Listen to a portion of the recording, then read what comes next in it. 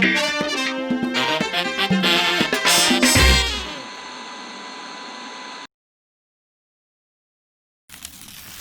kabar Ibu?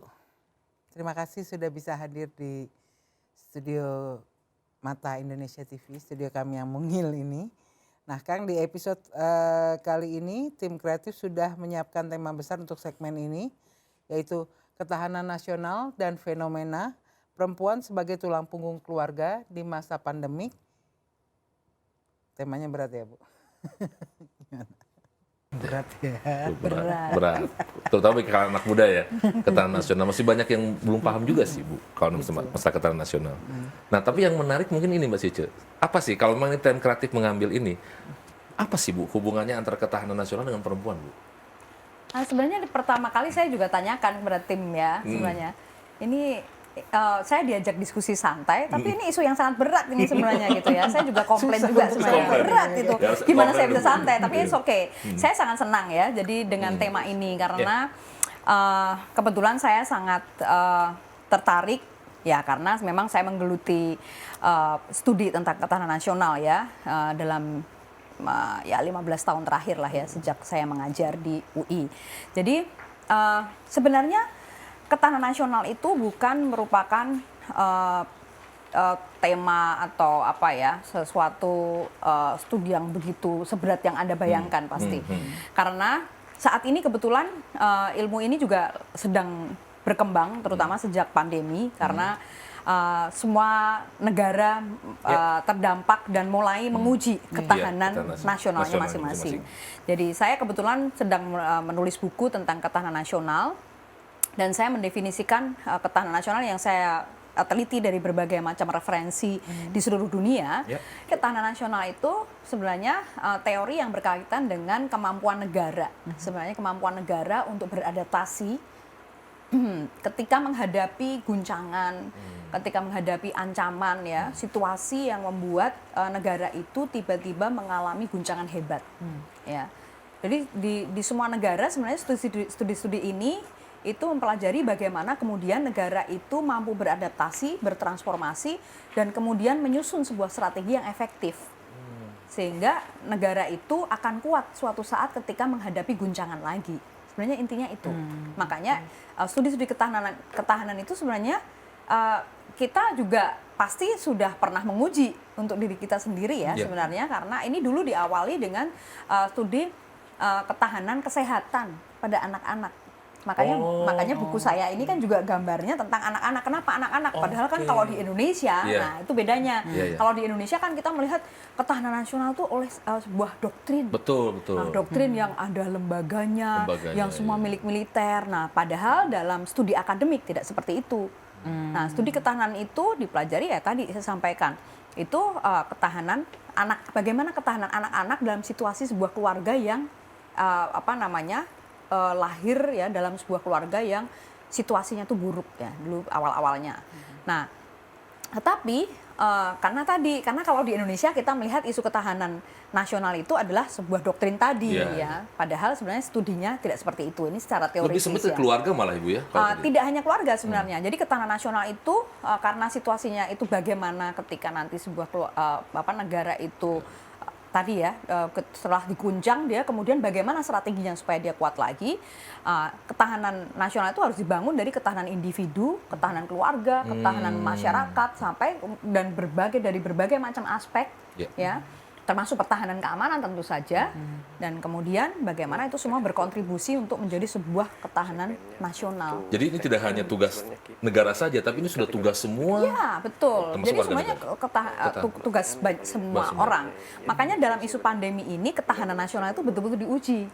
Makanya ilmu ini berkembang sekali sekarang ya. Jadi sebenarnya sangat menarik. Jadi saya sih mau kasih acung jempol ya buat tema ya sekarang ya. Kok tumben gitu ya saya anak-anak muda mau mikir kayak gitu ya. Tapi that's good ya. Jadi menurut saya itu sangat menarik. Sebenarnya memahami ketahanan juga sederhana banget. Anda tidak perlu berpikir yang berat-berat. Ya, kita uji itu sekarang. Saya yakin Anda semua di sini ya, semua kru studio ini termasuk Anda semua pasti termasuk orang-orang yang ketahanan individunya kuat. Ya kan? Saat pandemi kita bersyukur bahwa kita semua sehat sampai saat ini, artinya kan ketahanan tubuh kita baik. Itu juga termasuk ketahanan kesehatan kita, itu juga bagian dari ketahanan itu sendiri, ya. Bagaimana kita, makanya kalau kita menguji ketahanan kesehatan kita, diujinya pada saat apa? Ya pada saat lagi ada Kan pada saat sakit. Banyak orang sakit di satu ruangan ini sakit, tiba-tiba hanya saya yang sehat. Berarti kan ketahanan kesehatan saya kuat. Kan begitu. Jadi menguji ketahanan itu bukan pada saat baik, justru di saat situasinya buruk ya sebenarnya. Nah, seperti itu. Jadi kita diujinya itu justru makanya ujian kalau studi ketahanan nasional itu sebenarnya diujinya justru pada saat buruk. Bukan pada saat baik. Sehingga bagaimana ketika diguncang negara ini cepat kemudian pulih kembali. Nah, makanya kan isu-isu yang sebelum pandemi ya, ketahanan nasional itu di berbagai negara mereka mendefinisikan atau membuat strategi itu berbeda-beda. Misalnya kita lihat di Jepang. Jepang itu membuat nation building mereka, awareness tentang nation building mereka menurut Anda tentang apa? Kalau Jepang? budaya, kultur. Menurut juga apa coba? Kita harus melihat kan ketahanan itu, teori ketahanan pasti lawannya adalah kerentanan kan. Nah, ketika kita mendefinisikan tentang ketahanan, kita pasti akan harus bisa mengidentifikasi dulu kerentanan kita apa. Kalau Anda lihat Jepang, kerentanannya apa? Bencana. Makanya dia membangun ketahanan nasionalnya adalah ketahanan terhadap bencana. Jadi dia membangun bagaimana ketika nanti terserang lagi gempa, mereka akan cepat bisa bangkit. Bagaimana makanya infrastrukturnya, bagaimana seperti itulah kira-kira. Ya, itulah kira-kira. Udah yang lain-lain nanti pusing ya. Jadi yang ini ya. Nanti baca buku saya dulu baru ini ya. Kira-kira gitu ya. Ya, tapi jadi tidak seberat yang Anda bayangkan. Sama-sama artinya seperti tolak ukurnya lebih gampang ya Bu ya. Sebenarnya, jadi kuncinya adalah bagaimana negara ini bisa mengidentifikasi dulu kerentanan negara kita apa. Makanya kan kita bisa lihat kan sekarang di masa pandemi ini, Anda bisa melihat kan, kok aneh ya negara-negara yang kuat, negara-negara yang maju, kok justru angkanya tinggi, angka pandeminya tinggi. Nah itu menunjukkan kan sebenarnya ini tidak inline sebenarnya. Jadi ada negara tangguh dan negara rentan. Adalah teorinya itu ya. Nanti kapan-kapan kalau kita bicara yang berat-berat ya. Tapi ini yang santai, kurang lebih seperti itu. Jadi sama seperti Anda mengidentifikasikan ketahanan kesehatan Anda. Anda alergi terhadap apa? Anda punya sakit apa? Kan begitu kan? Nah itu sebenarnya kita diajarkan untuk mengidentifikasi kita. Kerentanan kita apa? Saya alergi debu. Ya kan? Jadi alergi debu. Jadi karena saya tahu saya alergi debu, saya harus hati-hati, kan? Jadi saya akhirnya membangun ketahanan saya itu dengan apa? Saya menghindari asap rokok, saya menghindari tentu saja di luar gitu ya. Saya pakai masker ya. Ketika saya berada di luar semacam itulah ya. Jadi kita harus bisa mengidentifikasi dulu. Jadi kalau kita membangun strategi kita supaya sehat gitulah kira-kira. Jadi jangan memikirkan yang jauh-jauh. Jadi coba Anda pikirkan Anda mau sehat apa yang Anda harus hindarkan kayak gitu ya. Gitu. Jadi itu memang betul-betul strategi kita Anda coba praktekkan untuk ketahanan individu masing-masing ya. Nanti Anda praktekkan bagaimana Anda mempraktekkan Anda membangun strategi Anda supaya sehat di masa pandemi. Nah, ya kan? Pasti apa yang Anda lakukan punya semua. Ya kan? Pasti semua punya. Ya kan? Makanya ada yang bicara soal dengan olahraga, makan, ini apa semua pasti combine dengan itu gitu. Jadi semua bisa mengatur sendiri-sendiri. Makanya seperti apa ini, kayak gitulah kira-kira ya. Jadi sebenarnya Anda semua sudah mempraktekkan itu. Karena ya buktinya Anda semua sehat kan sampai sekarang kan, gitu ya. Oke, nah tapi ini memang saya juga jadi agak bingung akhirnya Bu ya ketika kemudian dikaitkan dengan perempuan Bu. Nah, menarik kan Bu? Mungkin perempuan sebagai salah satu pilar dari ketahanan nasional atau seperti apa? Apa sih Bu hubungannya antara ketahanan nasional dengan perempuan? Erat sekali menurut saya. Ya. Karena berbicara soal keluarga tadi Bu. Ya, jadi perempuan itu jumlahnya seluruh dunia itu separuh penduduk dunia. Ya kan? Tidak ada satupun orang yang lahir di dunia tanpa perempuan. Tentunya, kan? Perempuan tuh orang yang sangat penting. Jadi tokoh yang sangat penting. Perempuan itu juga dia menciptakan generasi ya. Jadi peran perempuan penting. Tidak hanya persoalan tentang keluarga tadi, tetapi juga tentang individu ya. Anda silakan refleksikan diri masing-masing. Ketika Anda mengidentifikasi diri Anda, apakah ada perempuan di balik Anda? Pasti paling tidak Anda semua terpengaruh. Ibu saya, ya kan? Saya menjadi seperti ini karena ibu saya. Jadi kalau saya kebetulan saya perempuan ya, jadi saya yakin bahwa banyak orang itu sebenarnya merefleksikan pertama kali ketahanan individunya itu dipengaruhi dengan kehadiran seorang ibu. Mengapa demikian? Karena memang tadi yang saya sampaikan, tidak ada satupun manusia yang lahir di dunia tanpa melalui seorang perempuan. Sehingga mereka itu semuanya biasanya umumnya kedekatan pertama manusia, seorang anak itu adalah kepada ibu. Meskipun tentu saja ya kita nggak bisa ngomong secara kasuistis ada ibu yang tidak menjalankan tugasnya atau ada perempuan yang tidak melahirkan tidak memiliki anak semacam itu. Tentu saja pasti ada ya situasinya. Tetapi umumnya seperti itu. Sehingga saya ingin mengatakan bahwa perempuan dan ketahanan nasional apakah terkait? Tentu saja terkait. Ya. Dalam banyak hal sebenarnya ya. Tadi yang peran besarnya pasti pada keluarga. Tentu saja ya. Bagaimana ketahanan keluarga itu biasanya sekali lagi itu dibangun dengan peran sentral seorang ibu. Meskipun ayah tentu saja sebagai apalagi kalau paradigma yang masih menganggap bahwa ayah yang memimpin menjadi kepala keluarga, ibu yang bertanggung jawab pada ini tadi ya pengasuhan segala macam itu apalagi yang seperti itu. Tetapi untuk keluarga-keluarga yang sudah setara sekalipun itu peran perempuan juga penting karena kan sekali lagi ya perempuan itu separuh dari jumlah selalu ya. Jadi kita tidak boleh meremehkan perempuan tentu saja ya. Itu baik dari segi kuantitas maupun kualitas gitu. Itu ya. Bu, kata peran Bu, tadi Bu bilang soal peran. Kalau kita bicara tradisi, ini Indonesia Bu ya. Mungkin kalau Barat beda, kita bicara soal Indonesia. Tradisi di Indonesia kan, atau mungkin di negara-negara berkembang lainnya, mohon maaf ya Bu ya, kalau saya harus ngobrol dengan Ibu nih, perempuan itu kan selalu dianggap sebagai warga kelas 2. Perkembangan termasuk di Indonesia sampai sekarang, meskipun kita tahu sendiri kita pernah dipimpin oleh seorang presiden perempuan, Bu Megawati. Tapi kenyataannya di beberapa daerah, termasuk Ibu ya, beberapa daerah, tetap perempuan itu selalu nomor 2-kan. Nah, bagaimana Bu Ibu melihat seperti ini? Apalagi Ibu tadi bilang peran perempuan sangat besar. Saya sepakat bahwa itu karena saya pun juga besar seperti ini karena ibu saya. Sekarang pun sama istri saya misalnya.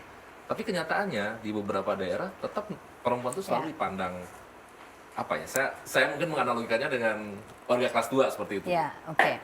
Jadi sebenarnya saya agak kurang sepakat dengan warga kelas 2-nya ya. Soalnya karena parameternya apa gitu. Tetapi ya itu memang pandangan masyarakat awam saat ini kan memang seperti itu ya melihatnya. Kalau saya lebih senang ya tentu saja karena saya akademisi, saya lebih senang melihatnya dari data. Ya, dari indeks pembangunan gender saja misalnya. Ya. Kan sebenarnya ukuran kesetaraan. Sebenarnya yang kita khawatirkan apa sih sebenarnya soal perempuan laki-laki? Ini kan hari ini nih katakanlah saya dalam posisi netral. Anda laki-laki perempuan. Setara nggak perempuan di sini? Kan gitu kan masalahnya. Sebenarnya yang Anda khawatirkan itu kan karena ada pandangan bahwa perempuan tuh nggak setara kan. Nggak setara dengan laki-laki. Ada nggak indikatornya? Ada. Indeks pembangunan gender. Nah, indeks pembangunan gender di dunia kita urutan keberapa? Keberapa Bu? World Economic Forum ya tahun 2019 itu kalau nggak salah kita itu di urutan 88. Itu udah naik loh. Dari sebelumnya? Sebelumnya 110. Wow. Ya. Jadi 110 dari 189 negara. Bayangkan saja. Ya. Nah, kalau dari situ, dari ranking itu saya sudah bisa membayangkan, wah berarti kan kita nggak setara, makanya nggak heran kan kita berpikir bahwa kita perempuan ini kita ya warga negara kelas 2 lah, kita nggak setara lah, kita masih terdiskriminasi lah, pasti masih akan banyak masalah karena jelas indeks pembangunan gender itu kan indikatornya banyak, ya nanti Anda bisa lihat anak-anak muda pasti browsing dong lihat indikatornya banyak sekali. Nah, salah satunya tentu saja bicara tentang soal tingkat pendidikan perempuan, tingkat pendapatan ekonomi perempuan, angka harapan hidup perempuan seperti apa. Banyak yang menarik sebenarnya dari fakta-fakta ini. Misalnya, Indonesia itu masalah yang terberat apa sih pada perempuan ya? Sehingga kita kok rasanya di warga negara kelas 2, kita memang paling banyak kalau kita lihat di analisis di Indonesia ya, kalau Anda membaca tentang statistik gender yang dikeluarkan oleh Kementerian Pemberdayaan Perempuan dan Perlindungan Anak, di Indonesia, itu yang paling berat sebenarnya Indonesia itu kaitannya adalah pada ekonomi perempuan ya. Karena apa? Misalnya seperti partisipasi pendidikan perempuan itu sudah cukup lumayan sekarang udah naik. Terus kan angka harapan hidup. Menurut Anda siapa yang umur harapan hidup perempuan dan laki-laki? Lebih panjang perempuan Bu kalau bisa. Lebih kuat ya. Lebih kuat. Betul. Faktanya perempuan 73 tahun, Iya, betul. laki-laki 69. 69 ya. Lihat dulu ya. Ya. Jadi seperti itu. Jadi bisa dibayangkan ya. Sebenarnya harapan hidup perempuan lebih tinggi daripada laki-laki. Jadi sebenarnya kan lumayan ya. Peluangnya tuh bagus. Masalahnya adalah banyak indikator lain yang perempuan masih jauh. Jadi itu yang membuat kita masih rankingnya rendah. Mari kita coba lihat beberapa negara. Negara-negara mana sih yang tinggi? Ya kan? Yang tinggi mana? Yang kalau misalnya di masyarakat awam merasa di mana sih perempuan yang warga negara kelas 1? Iya. Saya sih lebih suka melihatnya jangan kelas-kelasnya dong, tapi setara dengan laki-laki. Kita lihat, Anda akan lihat bahwa ranking 1 sampai 5 itu selalu ditempati oleh negara-negara Skandinavia. Oh, Skandinavia. Islandia, Finlandia, Swedia, ya. Kenapa? Ya, mengapa seperti itu? Ya karena mereka, kalau saya lihat ya, indikatornya kan banyak sekali. Yang jelas, yang pertama kan tingkat pendidikan perempuannya, perempuannya sehat. Terus kemudian tingkat tadi ya penghasilan perempuan tinggi. Tapi sebenarnya yang penting kan ini, mengapa kok bisa seperti itu ya? Iya. Nah, salah satu indikator yang selalu dijadikan parameter penting itu adalah tentang posisi perempuan di bidang politik. Di negara-negara Skandinavia itu parlemennya 50% bahkan mungkin lebih itu perempuan. Kenapa begitu? Karena ya kan akhirnya karena parlemennya lebih banyak perempuan, akhirnya kebijakan-kebijakan yang ditentukan itu memiliki perspektif yang bagus untuk perempuan, gitu kan? Jadi bagus. Misalnya hal-hal yang kecil aja, jangan bayangin yang berat-berat ya. Saya yang kecil saja. Seorang perempuan di tempat kerja, ya, cuti hamil atau cuti melahirkan. Di negara-negara maju, yang negara-negara Skandinavia itu cuti melahirkan itu tidak hanya diberikan kepada perempuan, tetapi juga kepada Laki-laki. laki-laki. Iya. Memang enak Mas, ngasuh bayi yang baru lahir. Anda disuruh ikut merasakan kan? Karena ketika bayi baru lahir itu penting banget. Seorang ayah itu harus mendampingi istrinya. Nah itu bisa cuti. Nah itu salah satu contohnya. Ada banyak lagi sebenarnya ya. Nah, itu bisa berjam-jam ya, satu semester ya kuliahnya gitu ya. Tapi itu salah satu contohnya, ya. Terus bagaimana kemudian perempuan itu juga mendapatkan banyak lah ya perlindungan-perlindungan melalui kebijakan. Tetapi baru-baru ini juga mulai menarik diskusinya bahwa tidak selalu loh tentang political participation. Tidak selalu soal itu. Lalu apa? Contohnya, makanya kita lihat sekarang Indonesia. Ya. Di Indonesia kan bagus nih, Indonesia itu National Action Plan itu selalu bagus. Kita punya undang-undang paket undang-undang politik yang melindungi perempuan. 30% kan, udah cyber system lagi kan, cyber system loh. Jadi dari 3 calon 1 harus perempuan. Itu cyber system dikunci tuh. Pertanyaannya sekarang, berapa persen sih perwakilan politik perempuan? Udah bikin belum diskusinya tentang itu? Coba. Itu kan sangat ironis. Nggak pernah kita sampai 30%. Padahal udah diancam-ancam kayak apa tuh partai kan. Tetap aja, nggak nyampe. Kemudian pertanyaannya mendasar kan. Memang siapa yang milih parlemen di Indonesia? Siapa yang milih anggota DPR?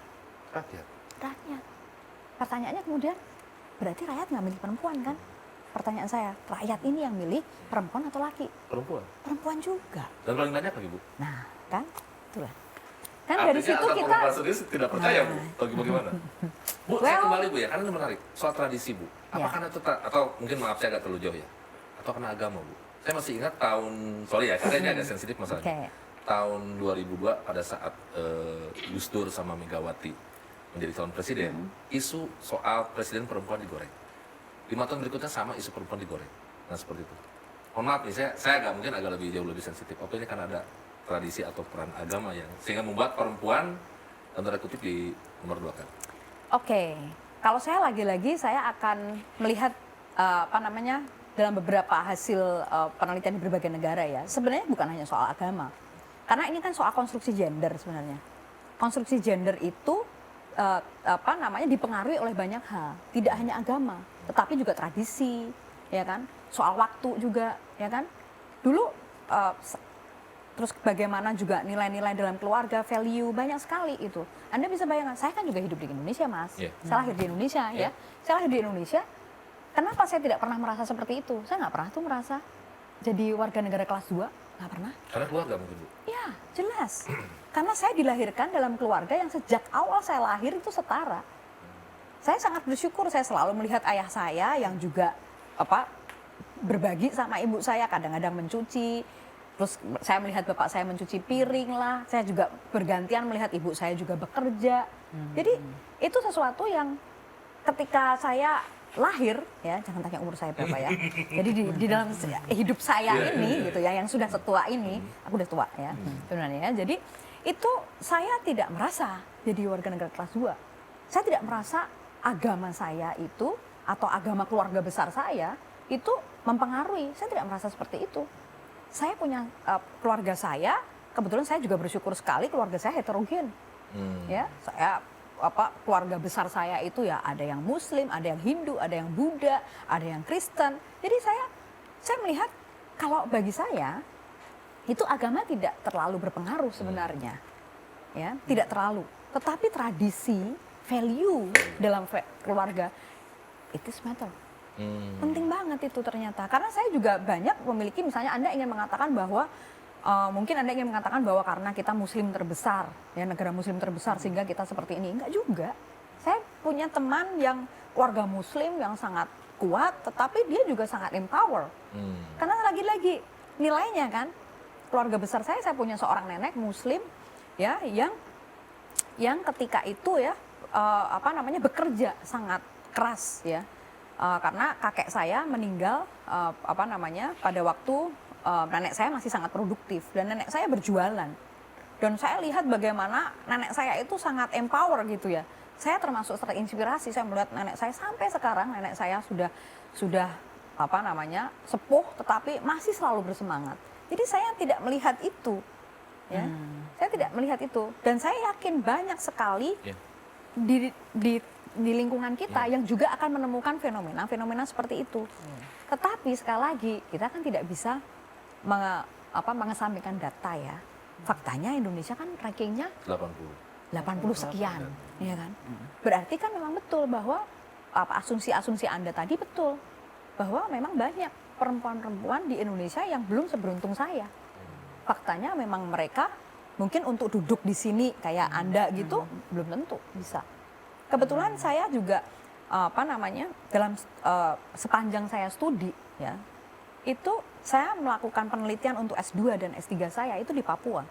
Oh, di Papua. Ya, penelitian saya di Papua. Orang mengatakan indeks pembangunan gender di Papua juga rendah.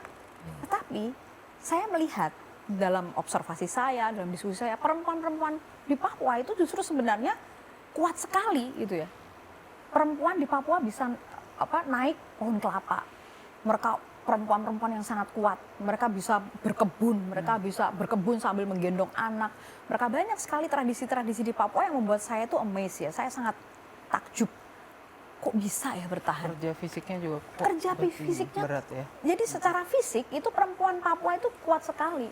Makanya banyak sekali yang budaya-budaya yang membuat kita sebagai perempuan itu tentu saja, wah kok bisa sekuat itu. Misalnya, salah satu contoh tentang budaya tabu darah di Papua. Anda pernah dengar? Pernah saya pernah. Budaya tabu darah itu adalah bagaimana seorang perempuan itu harus menolong dirinya sendiri ketika melahirkan. Dia harus keluar dari wilayah adat jauh di luar kampungnya gitulah ya, karena memang di kampung itu diyakini kalau ada darah perempuan melahirkan di situ itu akan membawa malapetaka. Anda bisa bayangkan perempuan harus keluar tanpa bantuan, dia harus menolong dirinya sendiri. Makanya kita kan bisa membayangkan mengapa angka ibu melahirkan di Papua tinggi. Karena itu. Jadi, tapi kan Anda bisa melihat perempuan yang survive itu luar biasa yang kuat. Kita aja di sini melahirkan udah 7 dokter spesialis dengan ini udah suaminya di kiri, dokter kiri di kanan, semuanya kayak gitu aja berat banget ya. Jadi itu contoh ya.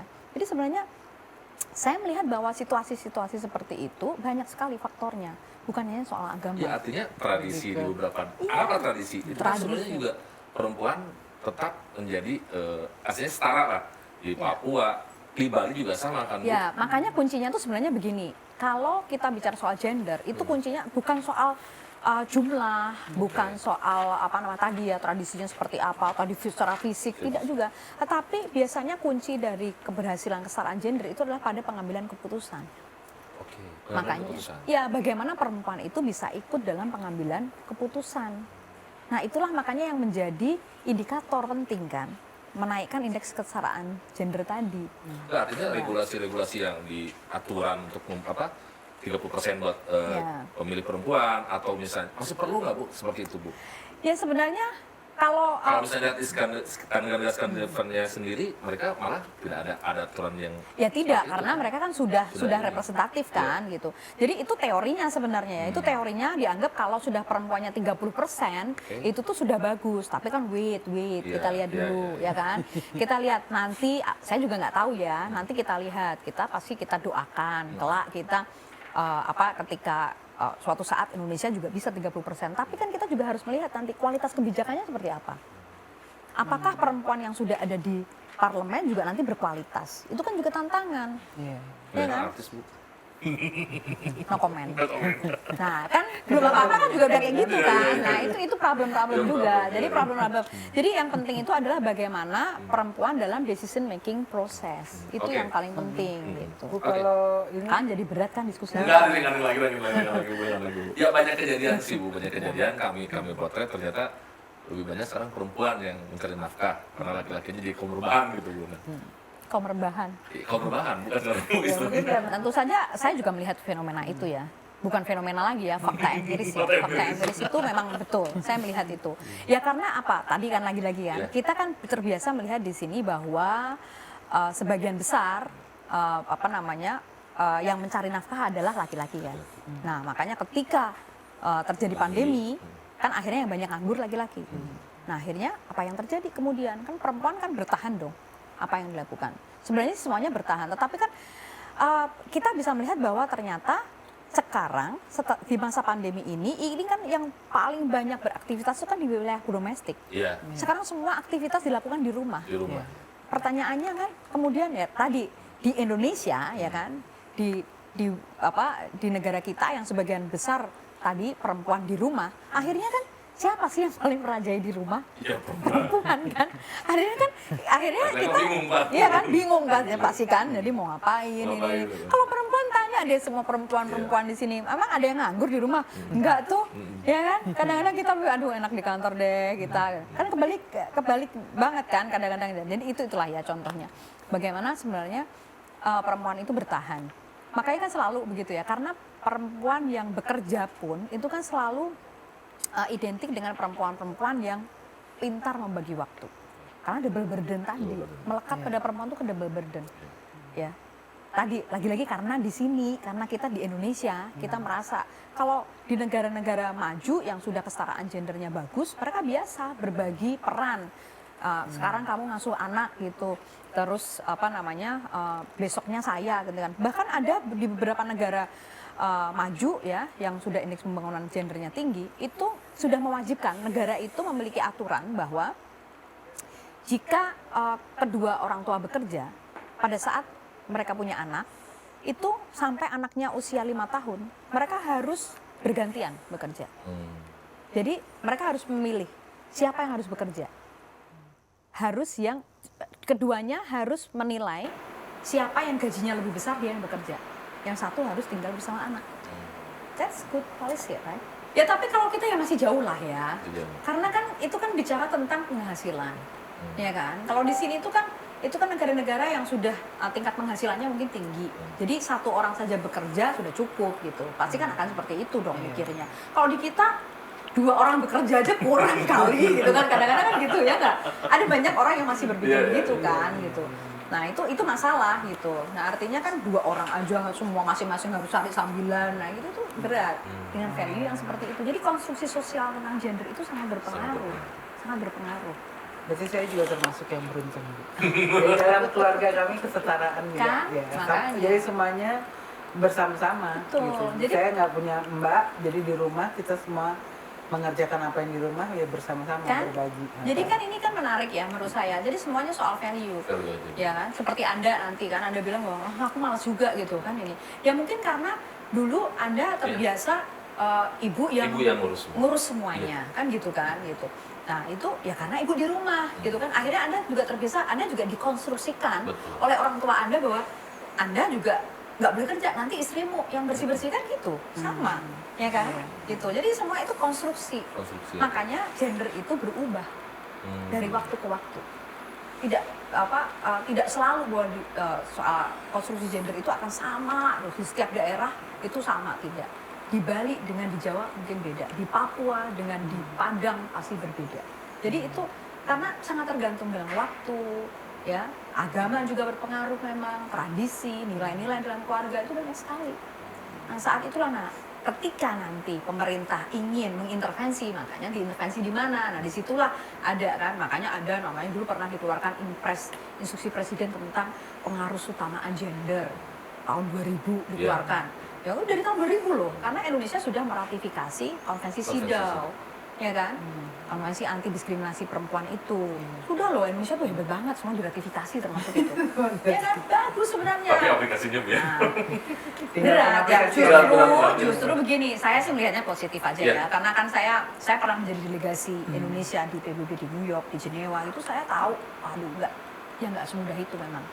Jadi artinya kita meratifikasi itu sebenarnya niat baik kan pemerintah bahwa kita termasuk negara yang disumbangan gendernya rendah.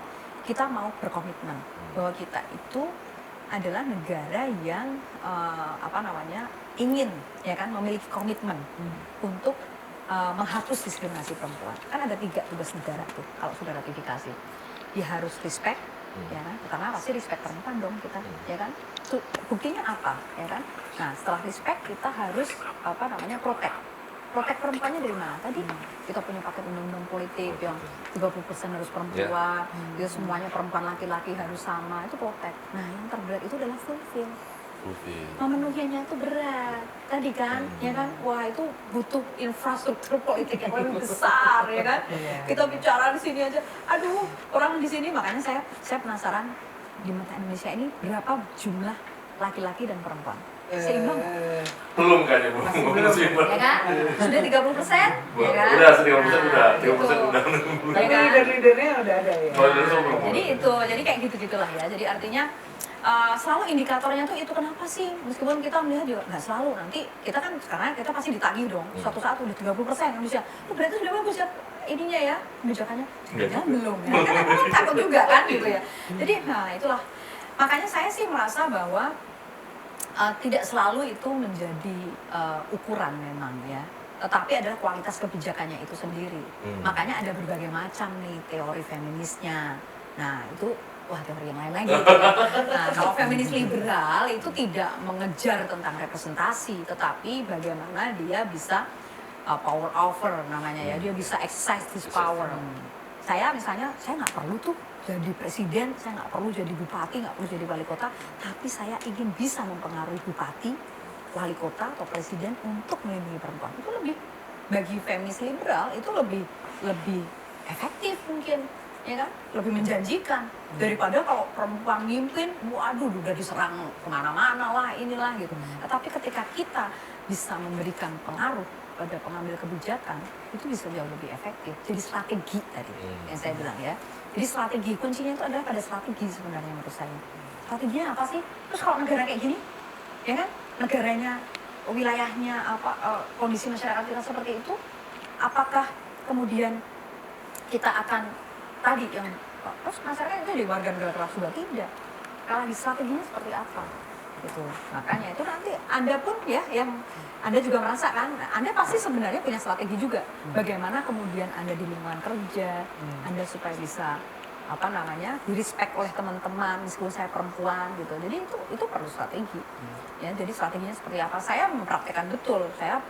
Bagaimana saya bekerja di lingkungan yang sebagian besar laki-laki semua.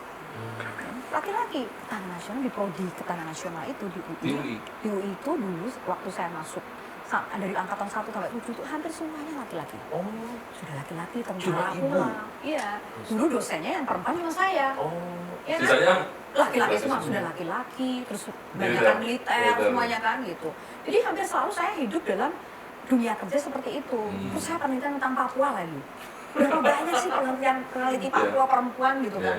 Setiap kali saya punya acara pasti seperti itu. Apakah saya kemudian juga, lagi kan makanya ketika Anda tanya warga negara kelas 2, ya saya nggak pernah lah merasa pasti, ya kan. Tetapi sekali lagi, banyak masyarakat di sana merasa seperti itu. Masyarakat kita pasti masih banyak yang seperti itu. Karena tadi buktinya di sumbangan gender kita rendah. Ya, masih banyak yang belum beruntung. Nah, apa yang harus kita lakukan? Nah, strateginya seperti apa? Jadi tinggal kita strategi inilah yang disinilah peran pemerintah itu penting. Makanya Kementerian Pemberdayaan Perempuan dan Perlindungan Anak itu kan punya berbagai macam kebijakan untuk satu misalnya untuk mengentaskan kemiskinan. Karena penduduk miskin itu sebagian besar ternyata perempuan misalnya. Nah, makanya kan banyak itu banyak peraih Nobel. Itu kan menggunakan yang menang itu menggunakan kelompok perempuan sebagai sasaran penelitian mereka. Misalnya bantuan ekonomi produktif diberikan kepada perempuan. Pasti berhasil untuk empower keluarga. Kalau dikasih kepada bapak-bapak, habis. Itu saya selalu bangga terlahir menjadi perempuan. Karena di balik semua orang besar tuh ada perempuan loh, Bu ya. Bahkan di balik kejatuhannya pun ada perempuan juga. Akhirnya kan perempuan perannya besar banget ya ternyata yang baik untuk mendukung maupun menjatuhkan ya. Menarik maksudnya ya, bicara ini cuma waktunya juga. Saya udah di warning. Waktunya juga. Terima kasih Ibu dari Bu, sini. kayaknya Ibu harus kita undang lagi deh untuk meneruskan persoalan ini apa? Banyak sekali ya, Banyak dimensi sekali. perempuan tuh banyak sekali ya. Oke, terima kasih. Terima kasih. Kita kembali ke segmen berikutnya. Kita akan segera kembali setelah ini ya. Jangan kemana-mana.